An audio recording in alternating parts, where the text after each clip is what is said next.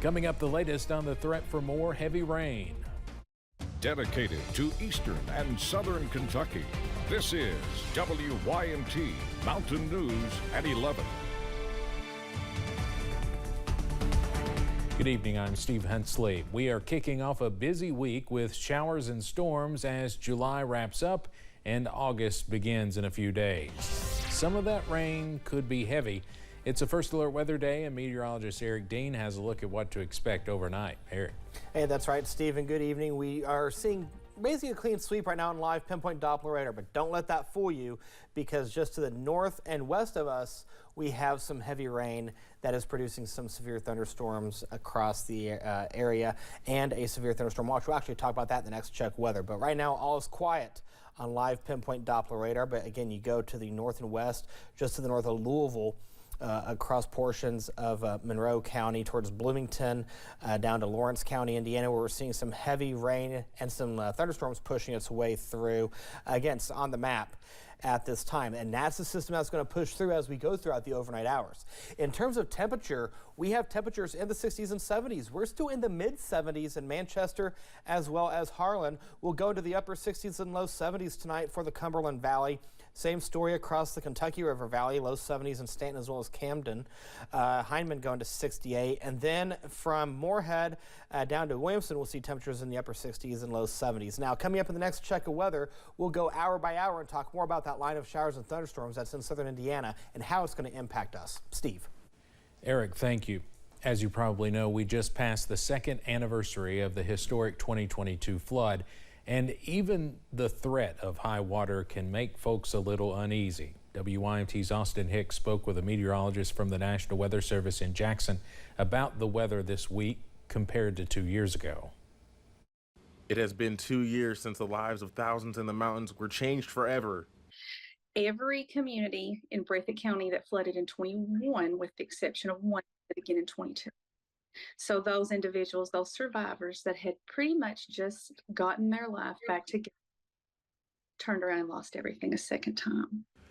The impact of the 2022 flooding is still being felt, and while we could see more heavy rain this week, meteorologists say there should not be widespread flooding. Those kinds of situations are so rare that they're really hard to predict and things like that. But we're not expecting anything of that magnitude at this point. Obviously, some isolated flash flooding is possible in a scenario like this. Meteorologists say people should still be aware of water levels around their homes. Anytime you live near a creek or stream or even a river system, you should always be aware of water level rises, and particularly if you see a period where you've gotten a lot of rainfall and you just know it's been a lot of rainfall, you may see rapid rises on some of those streams and creeks specifically. You should also have a plan in place in case of an emergency. Being prepared, having a preparedness plan, not just in case of a flood. What if you have a house fire? What if there's a tornado or other severe storm? What will happen if you lose electricity for several days? So just being prepared, making sure that you have what you need to survive on your own for at least 48 hours. Preparing for the worst, but hopeful this week will not bring more flooding. In Breathitt County, Austin Hicks, WYMT Mountain News. And as always, for 24/7 weather updates, you can always download our WYMT First Alert weather app. Dollywood was back open today, less than 24 hours after this happened. Flash flooding in East Tennessee hit that park hard yesterday.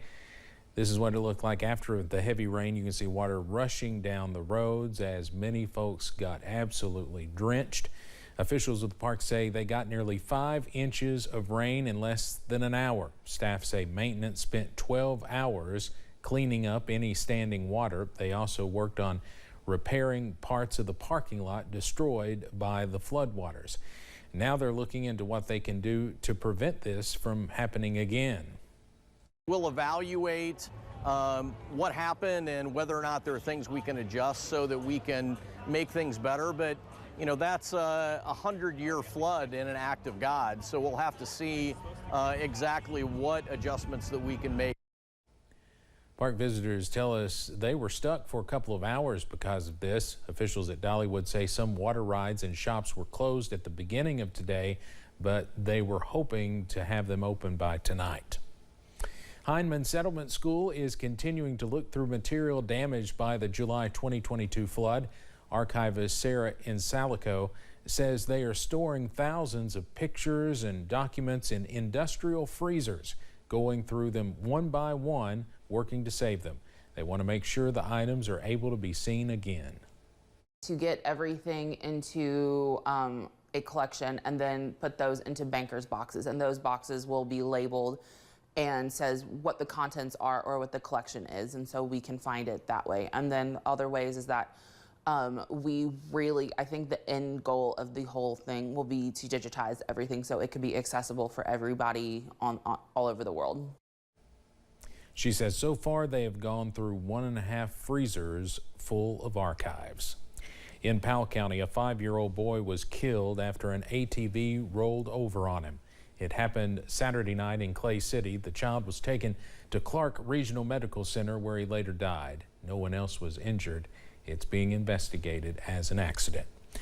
Hundreds of Eric C. Kahn's former clients just received news that attorneys say is a step forward after the former lawyer's Social Security scandal shook their lives. A recent decision by the Social Security Administration changed the previous policy that would require former clients to repay any previous overpayments and halted the possibility of more than 1,200 people going through hearings to decide the fate of their benefits. Attorney Ned Pillersdorf has been working with the clients for more than 9 years and says the recent move was a leap forward after the new leadership stepped in, crediting the Apple TV series The Big Con, Governor Andy Beshear, and the team at Apple Red Legal Aid. The SSA targeted 3,800 people. That's a very big number. A lot more than Ned Pillersdorf could have handled. And like I've said, I don't know where we'd be but for Apple Red Legal Aid.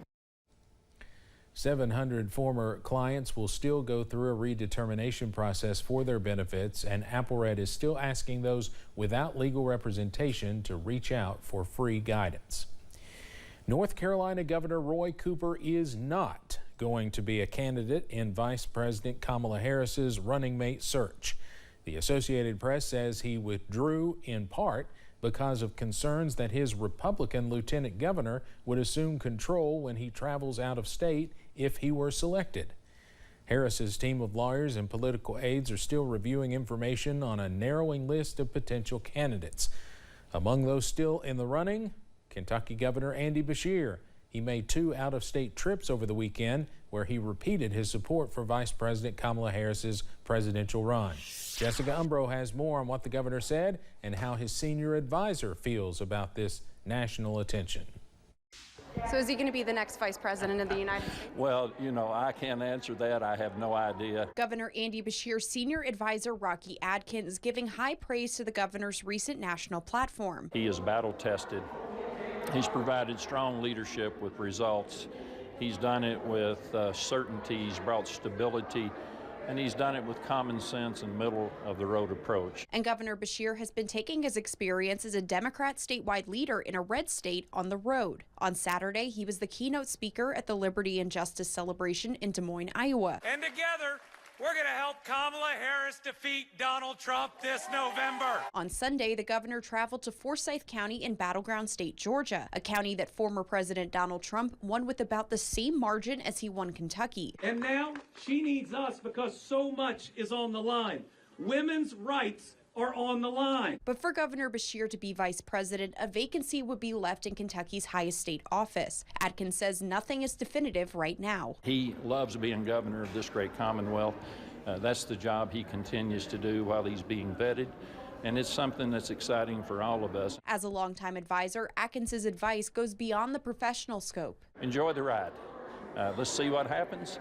And either way, Kentucky still wins. If he's selected, what an exciting time that will be. And when elected, if he is, to take that same kind of leadership to the next level. In Lexington, Jessica Umbro, WKYT.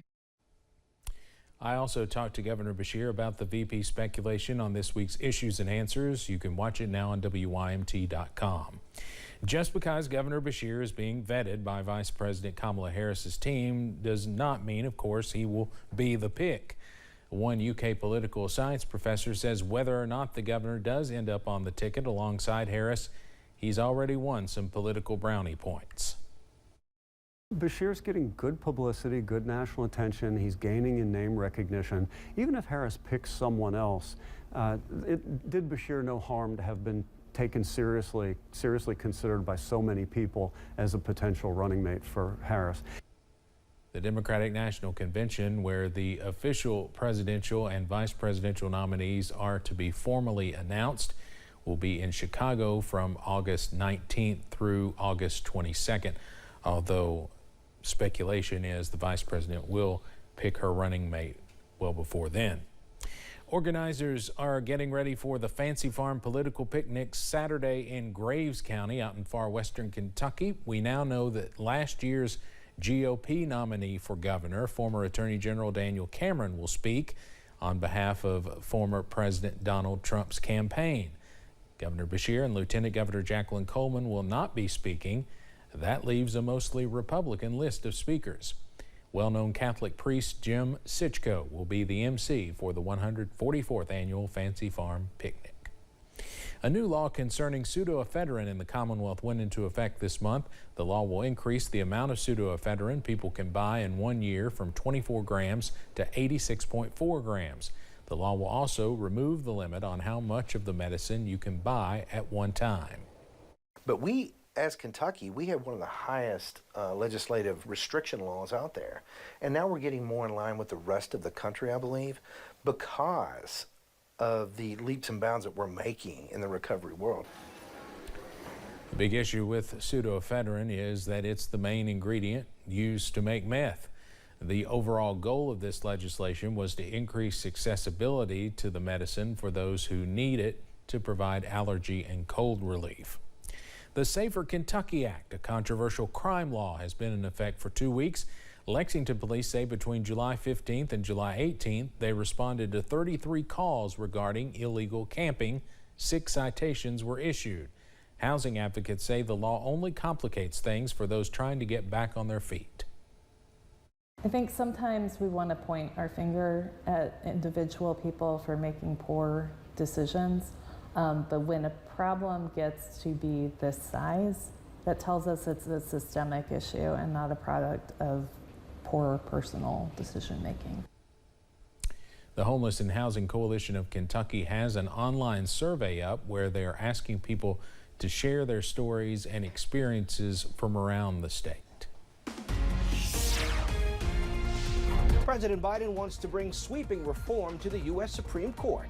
I'm Skyler Henry in Washington with the details of the proposals and the likely pushback from Congress. And we still have that alert day for tonight going into tomorrow as the line of showers and thunderstorms will push through the area. We'll time everything out hour by hour in a few minutes. Stay with us.